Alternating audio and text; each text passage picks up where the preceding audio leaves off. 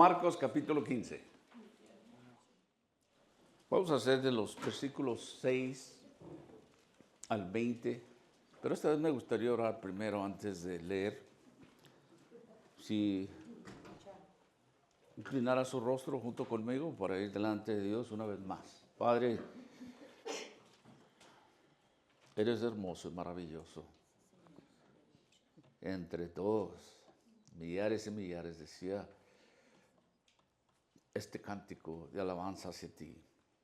Te damos gracias por habernos amado tanto así que nos has atraído tú mismo hacia ti. Nos has atraído por medio de tu Hijo Jesucristo. En esta mañana, conforme nos acercamos más y más en nuestro estudio a la cruz, Señor, nos damos cuenta que este sacrificio tan grande, tan doloroso, tan humillante, fue hecho por nosotros. Pedimos que nos guíes ahora por medio de tu Espíritu Santo y nos des entendimiento de tu palabra. Padre, te alabamos, te damos gracias por este día y gracias por la oportunidad que tenemos de estar ante tu presencia y saber que tú eres Dios. Señor, oramos todo esto y alabamos en el nombre de Cristo Jesús. Amén. Versículos 6 al 20, vamos a leerlos y yo lo hago en voz alta. Ahora bien, en el día de las fiestas le soltaba un preso cualquiera que pidiesen. Y había uno que se llamaba Barrabás, preso con sus compañeros de motín que habían cometido homicidio en una revuelta, nos dice Marcos. Y viniendo la multitud comenzó a pedir que hiciese como siempre les había hecho. Pilato le respondió diciendo: ¿queréis que os suelte al rey de los judíos? Porque conocía que por envidia le habían entregado a los principales sacerdotes. Mas los principales sacerdotes incitaron a la multitud para que le soltase más bien a Barrabás. Respondiendo Pilato, les dijo otra vez: ¿qué pues queréis que haga del que llamáis rey de los judíos? Y ellos volvieron a dar voces: crucifícale. Pilato les decía: pues qué mal ha hecho. Pero ellos gritaban aún más: crucifícale. Y Pilato, queriendo satisfacer al pueblo, le soltó a Barrabás y entregó a Jesús después de azotarle para que fuese crucificado. Entonces los soldados le llevaron dentro del atrio, esto es, el pretorio, y convocaron a toda la compañía y le vistieron de púrpura, poniéndole una corona tejida de espinas. Comenzaron luego a saludarle: salve, rey de los judíos. Y le golpeaban en la cabeza con una caña y le escupían, puesto de rodillas, le hacían reverencias. Después de haberle encarnecido, le desnudaron la púrpura y le pusieron sus propios vestidos y le sacaron para crucificarle. Parecemos ahí. Nuestro texto es Jesús es sentenciado a muerte. Tengo una pregunta para ustedes. ¿Conoce usted o oído de una persona que se llame Barrabás por ahí? Yo creo que no hemos oído ese nombre, ¿verdad? Porque sabemos quién es. Barrabás. Pero ¿qué tal Jesús? Jesús, José, Jesús, María, Jesús. Tenemos muchos, ¿verdad? En esta mañana me gustaría hacer un contraste en estos dos nombres y personajes. Pero este relato de esta mañana nos va a ayudar a apreciar mejor este gran sacrificio que Jesús hizo por usted y por mí. Los judíos sabían que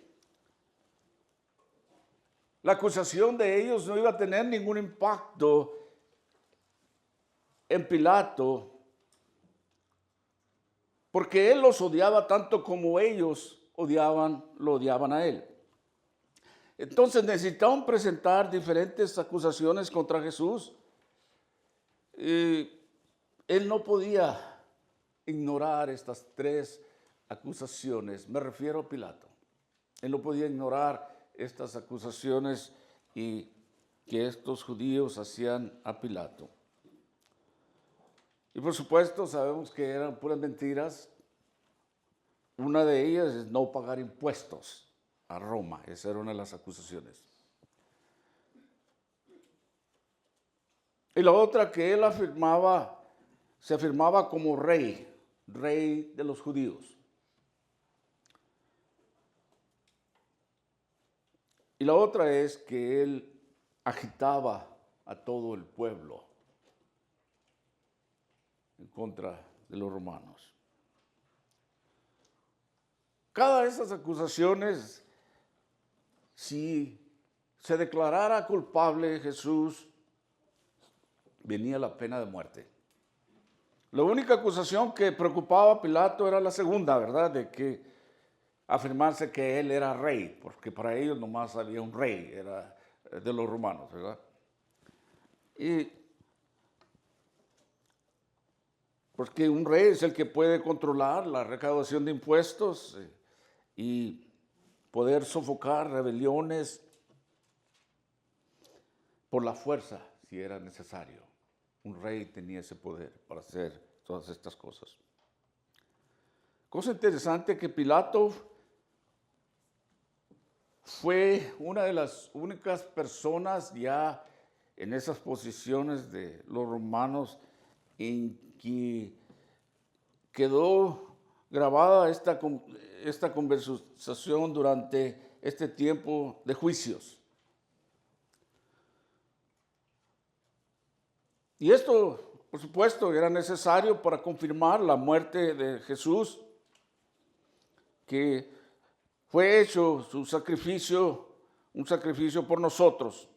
Pero todo esto era de acuerdo al plan de Dios y no del hombre. Voy a darle una larga introducción. Pilato se asombraba de que el Señor permanecía en silencio mientras que los judíos continuaban acusándolo una y otra cosa en contra de él. La pregunta, sin duda, habría de ser si afirma ser rey. Pero la respuesta que el Señor Jesús dio a Pilato lo convenció de que Jesús no era una amenaza para los romanos, ya que afirmaba ser un rey, un reino espiritual, y que no aspiraba a ganar un reino terrenal o físico. Entonces, Pilato debería de enfrentar otra pregunta más, una con la que usted y yo enfrentamos muchas veces. Cuando alguien pregunta, ¿qué es la verdad?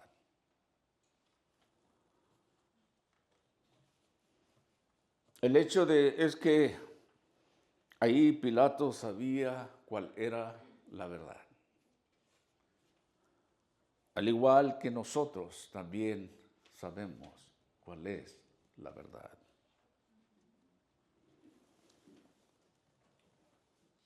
La verdadera pregunta es si este hombre iba a responder con valentía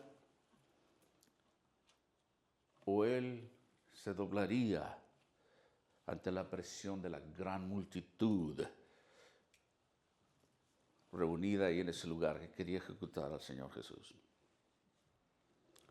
Cosa interesante que Pilato no estaba tratando de negar la verdad, estaba tratando de ocultarla. Saber lo que es la verdad y no defenderlo. Es un acto de cobardía, ¿verdad? ¿Cuántas veces nos hemos puesto en ese lugar y no decimos nada?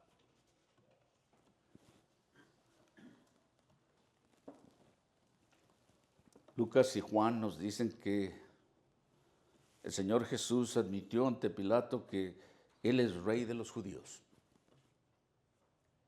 pero que su reino es espiritual y no un reino político o terrenal. Así es que ese no era peligro para Roma. Pero los judíos todavía gritaban que lo crucificaran. Todo esto que Pilato había dicho o que había investigado no satisfacía a la multitud, ya que afirmaban que él estaba tratando de hacer una rebelión contra Roma. Lo acusaban de ser un rebelde. Es interesante que pocas veces yo he hablado con judíos, pero hace algunos meses que me tocó hablar con una pareja, y ella me dijo que Jesús es conocido como un rebelde. No lo conocen como Dios, como el Hijo de Dios. Me tocó ver eso en persona. Y dije, wow. Y tuve la oportunidad de compartir algunas cosas, pero es tan real hoy en día que todavía muchos no aceptan a Jesús como Rey y Señor, como el Hijo de Dios. Pero en la prisión, ahí esperando la muerte, se encuentra un prisionero que se llamaba Barrabás.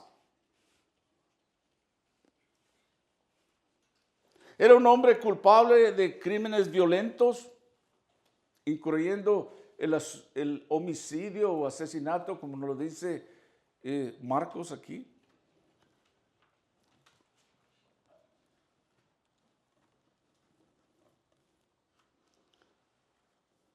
Pilato debió haber sentido que el pueblo no elegiría a un hombre tan violento así para darle la libertad en lugar de un hombre pacífico como era el Señor Jesús. Pero quiero decirles esta mañana que en algunos aspectos Barrabás es como todos nosotros. Todos somos culpables de pecado. Así como lo fue Barrabás, y el Señor Jesús fue el sacrificio en nuestro lugar. Isaías 53, versículos 5 y 6, parece que lo he estado citando últimamente. Me encantan estos versículos, como muchos de ustedes. Mas él herido fue por nuestras rebeliones, molido por nuestros pecados. El castigo de nuestra paz fue sobre él, y por su llaga fuimos nosotros curados. Todos nosotros nos descarriamos como oveja, cada cual se apartó por su camino. Mas Jehová cargó en él el pecado de todos nosotros. Este pasaje nos da un contraste entre estos dos varones, Jesús, el Cristo, y Barrabás. Se ha sugerido muchas veces que el Señor Jesús, tanto como Barrabás, vivían en cierta forma vidas algo paralelas. Pero es evidente que lo que leemos en las Escrituras que estaban en extremos diferentes completamente a la vez. Vamos a pensar quién era el Señor Jesús por un momento. Bueno, las escrituras sabemos que están repletas de descripciones del propósito y de la vida de nuestro Señor Jesús. Diré algunos ejemplos, solo algunos. Juan capítulo 1, versículo 1 y versículo 14 de ese mismo capítulo. El primer versículo nos damos cuenta que Jesús es Dios. Y el 14, que Él vino a caminar por la tierra en carne humana, ¿verdad? Desde el principio el verbo, y el verbo era con Dios, ¿verdad? El verbo se hizo carne, en el versículo 14, ¿verdad?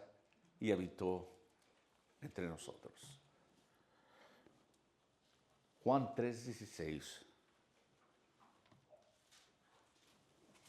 Cuando el Señor Jesús se acercaba a Juan el Bautista para ser bautizado, Juan dijo: he aquí el Cordero de Dios que quita el pecado del mundo.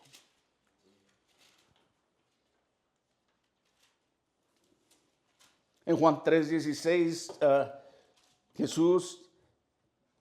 Juan 1:29, quizás lo dije mal. Tiendo a hacer errores muchas veces. Déjenme retractarme un poquito a ver si lo agarré bien. Juan 1:29 dice Juan el Bautista: he aquí el Cordero de Dios que quita el pecado del mundo. Juan 3:16, Jesús es el Hijo unigénito de Dios que da vida eterna a todos los que creen en Él, ¿verdad? En Juan 11:25, perdón. Sí, me está hablando que es el Hijo unigénito. Yo lo estoy poniendo en diferentes palabras. En el Evangelio de Juan 11, versículo 25, en estas circunstancias, cuando él hablaba con Lázaro, María y Marta, bueno, Lázaro había muerto.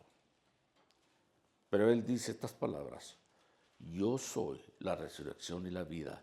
El que cree en mí, aunque muera, vivirá. Este es el Jesús que estaba en juicio.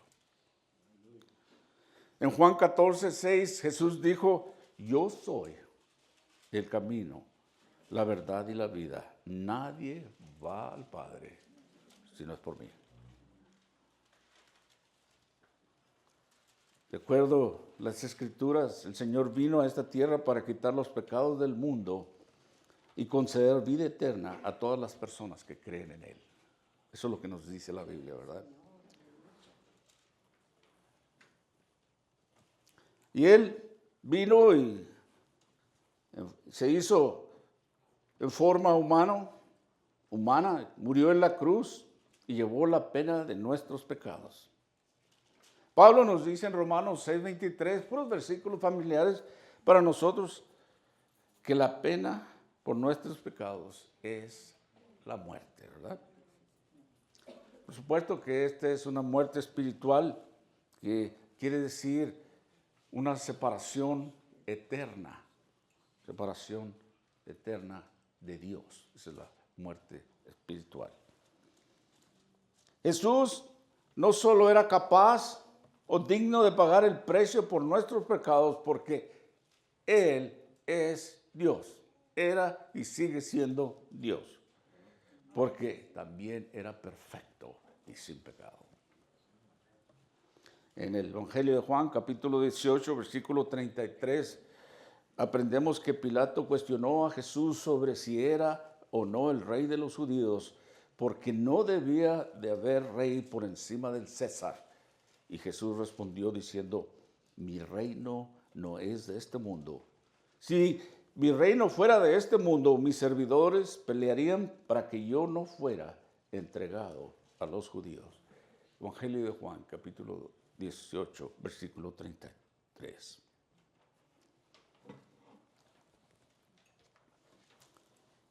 Aprendemos también que Jesús era el Cordero de Dios que quitaría los pecados del mundo.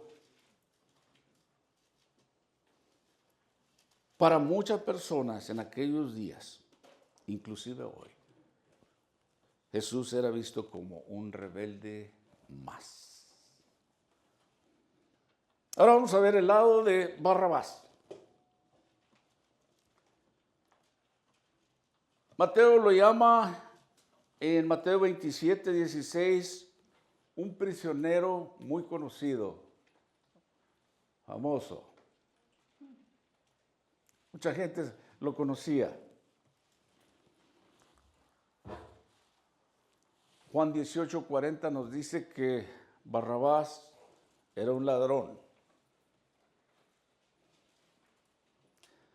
Marcos 15:7, que lo leímos hace un momento, y Lucas 23, versículos 18 al 19, leemos que él participó en una rebelión y que cometió un homicidio o asesinato, como quieran llamarle. Barrabás, al parecer, era un terrorista político y un asesino. Incluso podía haber sido un celote, le llamaban aquellos patriotas, aquellos grupos que se rebelaban en contra del Imperio Romano. Era un luchador, por decirlo así, por la libertad, para tratar de deshacerse de aquella ocupación romana en Judea. Barrabás sí era un rebelde. Era visto de la misma manera que muchas personas veían a Jesús. Así es que aquí tenemos esa costumbre que leemos que ponían en libertad uno de los presos antes de estas fiestas que celebraban. Y Pilato presenta a Jesús y a Barrabás al pueblo. Y estaba diciendo, ¿queréis a Jesús el agitador? Básicamente eso es lo que quiere decir, no lo dijo en estas palabras. ¿Queréis a Jesús el agitador de rebeldes o Barrabás el agitador de rebeldes? Los dos, ¿verdad? ¿Qué sí quería decir eso? Mucha gente en aquella multitud no sabía ni se daba cuenta que Jesús no estaba al mismo nivel que Barrabás. Durante aquellos tiempos, en la época cuando el Señor Jesús vivió, el nombre de Jesús era en realidad un nombre muy común. Y se deriva de la misma forma de la palabra que el nombre Josué o Joshua. Estuvimos cantando una parte de estas. Hoy en día encontramos a muchas personas, especialmente hispanas, con el nombre de Jesús.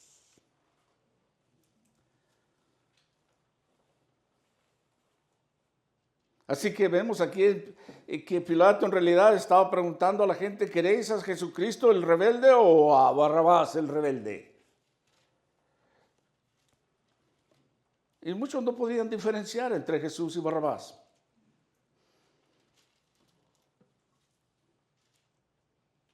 Pero había algo muy diferente entre estos dos hombres. Quiero hablarles sobre estas diferencias. Ya sabemos que Jesús era el único Hijo de Dios que vino a quitar los pecados del mundo. Pero ¿qué significa esto realmente? Vamos a ver si comprendemos el significado de estos dos hombres, el nombre de Jesucristo y el nombre de Barrabás.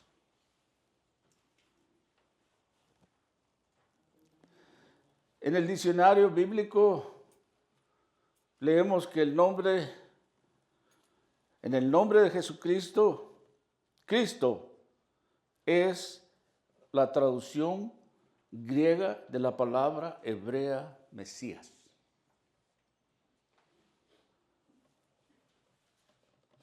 Que es el título oficial de nuestro Señor. y que esto denota que Él era el ungido y consagrado para su obra redentora como profeta, sacerdote y rey de su pueblo. Jesucristo era el Hijo de un Padre Celestial. Ahora veremos a Barrabás. Les había hecho esa pregunta, que no hay muchos Barrabás por ahí, ¿verdad?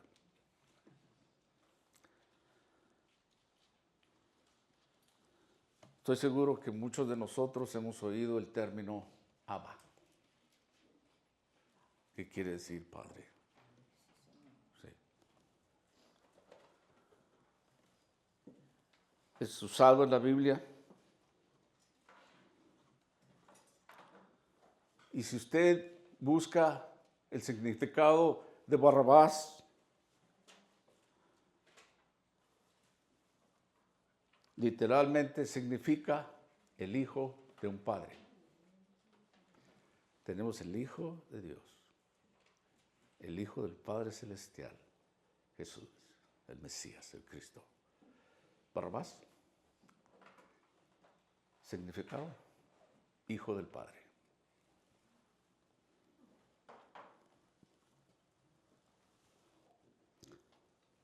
Algunos comentaristas dicen de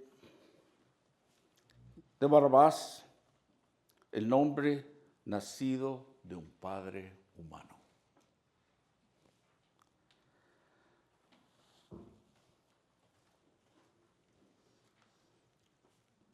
Creo que Dios estaba pensando en Adán y el primer padre es el hijo de Adán. Es el comentarista diciendo esto. Barrabás, el hijo, ¿verdad?, de el hombre, del terrenal.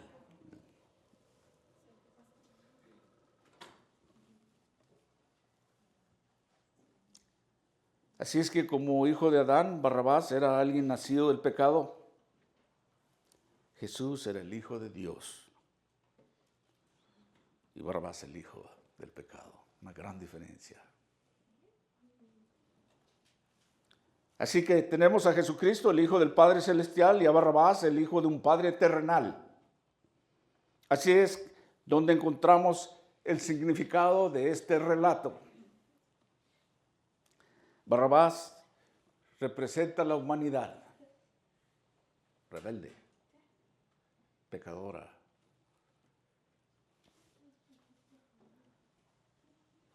Hijos de Adán, tal como todos nosotros. Adán, el primer hombre que cometió el primer pecado en la historia humana. Y todos estamos atrapados en el pecado desde entonces.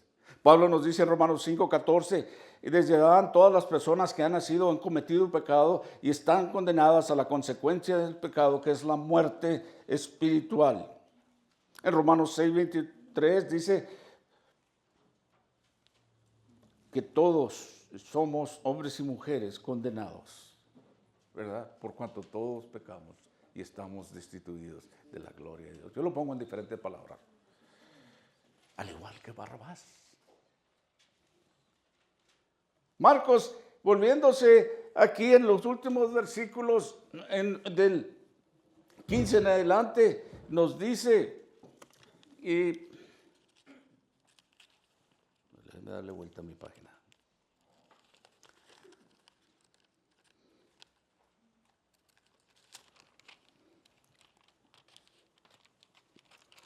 No quiero usar mis... bueno, traje agua aquí, ¿verdad? Puedo meter mis dedos en el agua para darle la vuelta a la página. No. Nos dice que Pilato, queriendo satisfacer al pueblo, le soltó a Barrabás y entregó a Jesús después de azotarle para que fuese crucificado. Entonces los soldados le llevaron dentro del atrio, esto es el pretorio, y convocaron a toda la compañía. Y lo vistieron de púrpura, poniéndole una corona tejida de espinas, comenzando luego a saludarle, salve rey de los judíos, y le golpeaban en la cabeza con una caña y le escupían, puesto de rodillas le hacían reverencias. Después de haberle encarnecido, le desnudaron la púrpura y le pusieron sus propios vestidos y le sacaron para crucificarle. Dice ahí que reunieron a toda la guarnición, por decirlo así. Hicieron un simulacro, una simulación de coronación de un rey de los judíos. Y lo que nos habla aquí es difícil de imaginar. Porque el creador y sustentador del universo sufrió indignidades indecibles por parte de los soldados crueles y vulgares, sus criaturas indignas y pecadoras que Dios había creado. Dice que lo desnudaron y lo pusieron en un manto escarlata. Y a imitación del manto de un rey o de un emperador. Pero hay una cosa que me llamó aquí mucho la atención, es que lo desnudaron. Una ofensa muy grande para un verdadero rey. Pero aquel manto que le pusieran era un manto militar que generalmente era abrochado en el hombro, como los que usaban los soldados romanos de aquellos días. Esta farsa de majestad real no era más que una mezquinidad y tenía la intención de exponer al Señor ante los espectadores como un fraude ridículo, bien ofensivo. Dice que lo desnudaron. La vergüenza de la desnudez entró con el pecado, ¿sabe usted? En Génesis capítulo 3, versículo 7. Al principio, Adán y Eva caminaban desnudos. No fue hasta que entró el pecado que sintieron vergüenza, ¿verdad?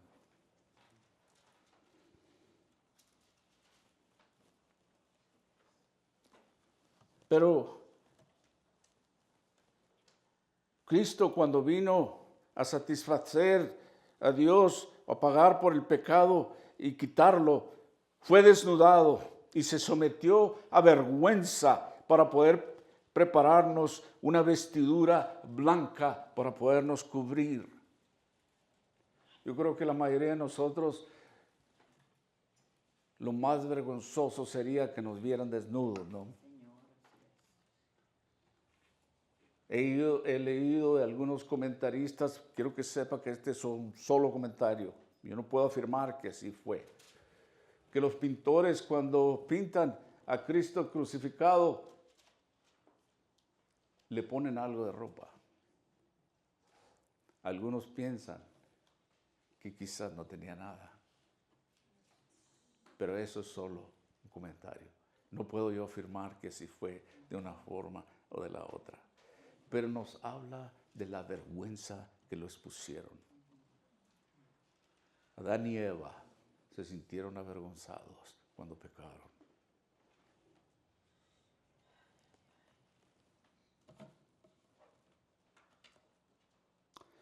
El Señor Jesucristo dice en Apocalipsis capítulo 3, versículo 18, dice, por tanto yo te aconsejo que de mí compres oro refinado en fuego, para que seas rico, y vestiduras blancas para vestirte, y que no se descubra la vergüenza de tu desnudez, y unge tus ojos en colirio para que veas. En referencia a la desnudez. Este manto con el que lo cubrí para cubrir su desnudez del Señor Jesús, y tiene un mensaje para nosotros, quizás.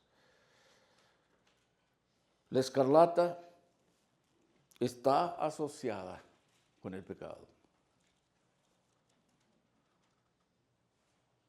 En Isaías capítulo 1, versículo 18, dice así, Venid luego, dice Jehová, y estemos a cuenta. Si vuestros pecados fueren como la grana, como la nieve, serán emblanquecidos. Y si fueren rojos como el carmesí, vendrán a ser como lana blanca. Wow.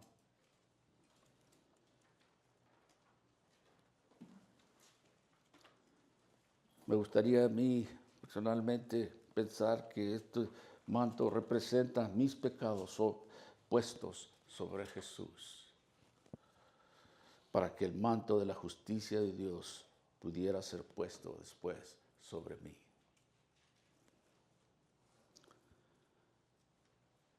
Pablo dice en 2 Corintios capítulo 5, versículo 2, y por eso también gemimos deseando ser revestidos de aquella nuestra habitación celestial, pues así seremos hallados vestidos y no desnudos.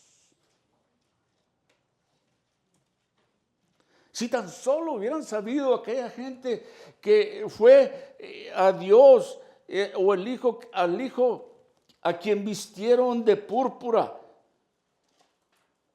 fue aquel propio creador de ellos a quien coronaron de espinas,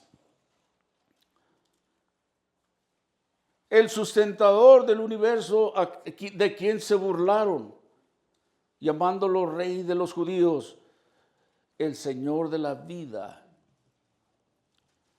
y la gloria a quien golpeaban en la cabeza. Mire que le dieron una caña como si fuera un bastón de rey, pero se la quitaban para golpearlo en la cabeza. Nunca le había puesto tanta atención como ahora a esto de esta caña, para golpearlo, no solo humillarlo, pero también golpearlo físicamente.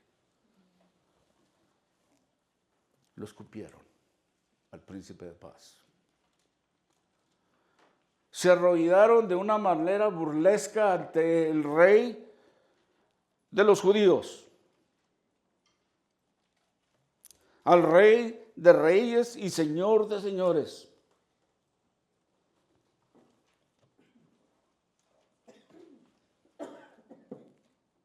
Así es que si los soldados trataron a Cristo de esta manera,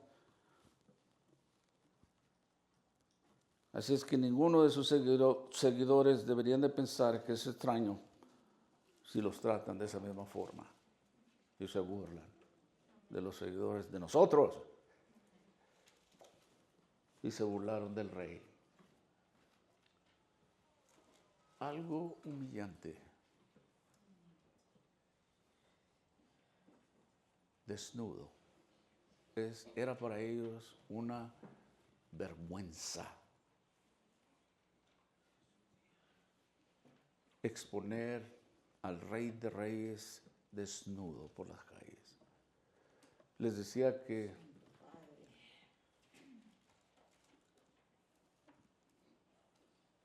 quizás pudiéramos apreciar más lo que Él pasó por nosotros, lo que Él hizo por usted y por mí, cuando estudiamos la palabra de Dios de esta forma.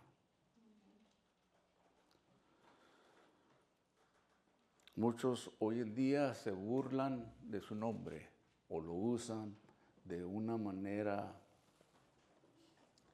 muy a la ligera. Para ellos,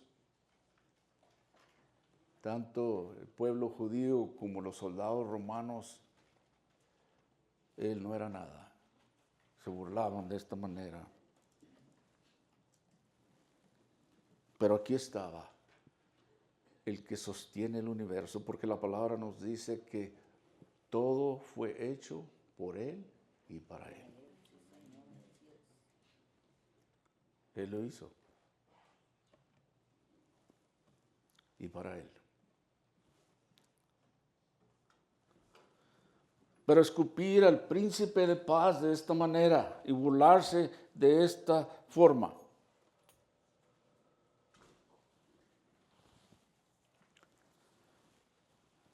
Conclusión. El Señor permitió que lo mataran en lugar de Barrabás. Jesús murió por Barrabás pero no, murió por nosotros también. Les decía que poco sabemos de Barrabás. De lo que hemos leído, que era un ladrón, que era un asesino, que era un rebelde, y lo que quiere decir su nombre en hebreo. Uno se preguntará qué haría Barrabás cuando lo soltaron. ¿Qué haría él? Yo pensando sobre estas cosas, se quedaría por ahí, quería ver qué iba a pasar, o vendría y dijera a Jesús, gracias por tomar mi lugar.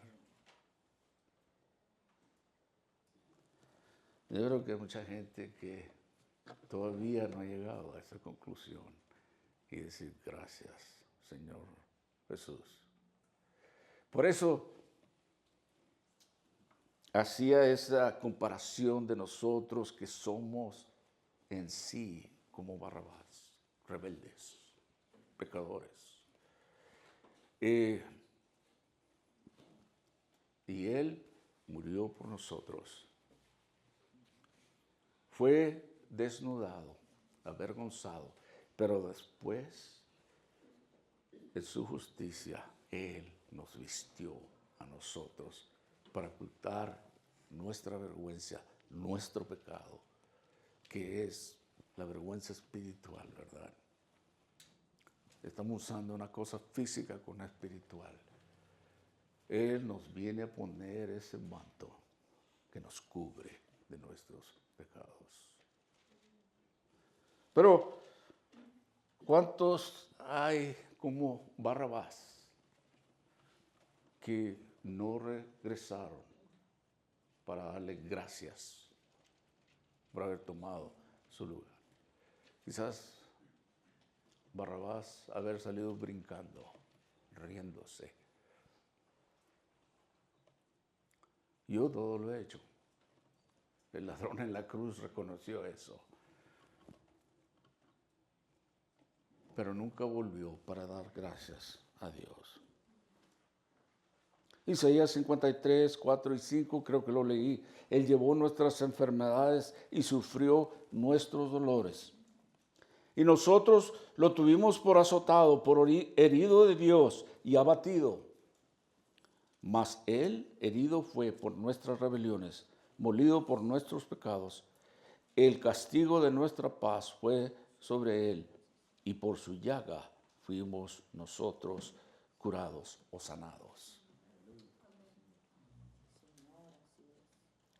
Pedro aprendió más tarde, él dijo esto en 1 de Pedro capítulo 3, versículo 18. Porque también Cristo padeció una sola vez por los pecados, el justo por los injustos, para llevarnos a Dios. El justo por el injusto Barrabás tomó su lugar.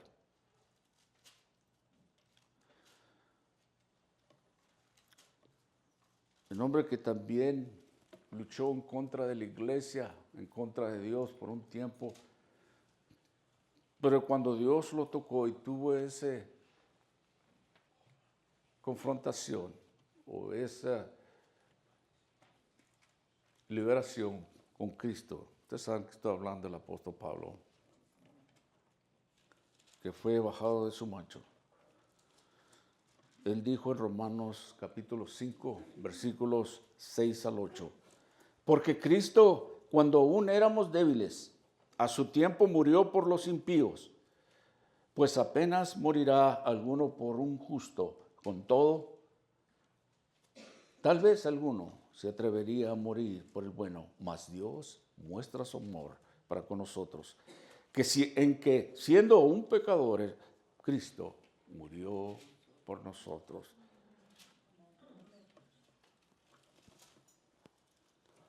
Yo creo que no hay ninguna persona en realidad que quiera salvar a otra, quiera morir por él. Pero aquí tenemos al Dios del universo, para que podamos entender o comprender un poquito más de lo que Él tuvo que pasar, la vergüenza, el sacrificio, las ofensas, y tomarlo todo para que nosotros pudiéramos obtener la vida eterna. En esta mañana me pregunto cuántas personas, quizás como Barrabás, no han vuelto. Yo sé que hay muchos que hemos venido a los pies de la cruz y decir gracias, Señor. Pero cuántas personas aún no han entendido completamente que Dios los ama de tal manera que ha dado a su Hijo unigénito para que todo aquel que crea en Él no se pierda, mas tenga vida eterna. En realidad que pueda comprender lo que Dios ha hecho por nosotros. Y pueda decir, Señor, perdóname por mis pecados. Y te doy gracias. Reconozco mi error. Es algo tan profundo y tan sencillo a la vez. Una persona puede estar tan cerca y tan lejos de la vida eterna. Pablo nos dice que con el corazón se cree, pero con la boca se confiesa para salvación. Un hombre, un gobernador como Pilato, que sabiendo lo que era la verdad, decidió ocultarla, en vez de aceptarlo. Estaba convencido que este hombre era inocente. Y Dios le habló ahí a este gobernador: mi reino no es de este mundo. Esta es una de las cuantas conversaciones grabadas en la Biblia. El Señor hable así. Pero aún así hay mucha gente que pueda saber la verdad y la quieran ocultar. Un día tendremos que enfrentar, compadecer ante Dios Todopoderoso. Porque su palabra nos dice que toda rodilla se doblará delante. Así se lo crea o no, lo quiera o no, eso va a suceder. Porque lo que Dios dice siempre pasa. Él es el mismo de ayer, de hoy y de mañana. Este es el Dios de amor que está interesado en usted y que quiere que usted sepa lo profundo de su sacrificio por usted, por amor. He pensado muchas veces en el pasado, yo cuando miraba Escritura, Juan 3:16.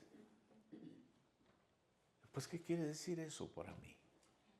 Pero no es hasta que alguien me lo explica y que usted puede comprender el amor de Dios por usted.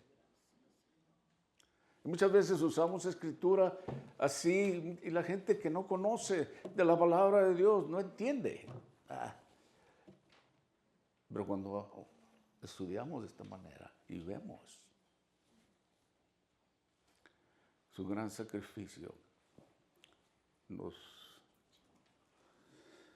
entonces sí, nos doblamos delante de este Rey y Dios, Rey de Reyes, Señor de Señores y Dios del universo, el Creador del universo, nuestro Creador, nuestro Salvador. Y cuando entendemos eso, no podemos evitar decir gracias. Aleluya. Gracias por tu amor. Padre, te damos muchas gracias en esta mañana por este estudio que nos has dado por medio de tu palabra y de tu Espíritu Santo. Quizás nos ayudes a comprender un poquito más de tu gran sacrificio en la cruz. Te damos gracias que tenemos la oportunidad de postrarnos ante tu presencia. Padre, yo oro que si hay alguno aquí que no te conoce, que aún no ha hecho esa confesión ante ti de sus pecados y luego después confesarte como su Señor y Salvador. Porque con el corazón se cree, pero con la boca se confiesa para salvación. Padre, que tomemos ventaja de estas oportunidades que nos das.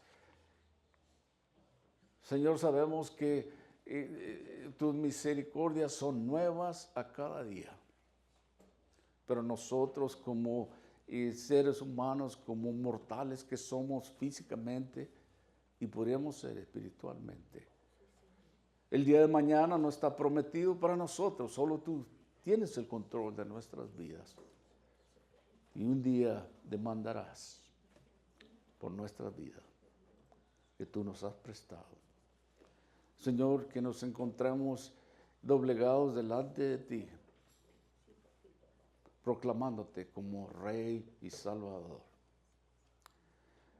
Y este conocimiento que nos has dado, Señor, que viene de ti, que eres tú el que nos atraes a ti, el que tú eres el que nos hablas. Señor, que caiga en nuestros corazones de una manera, como una semilla que germina y da fruto.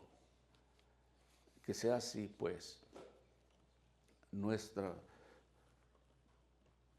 contestación a tu regalo.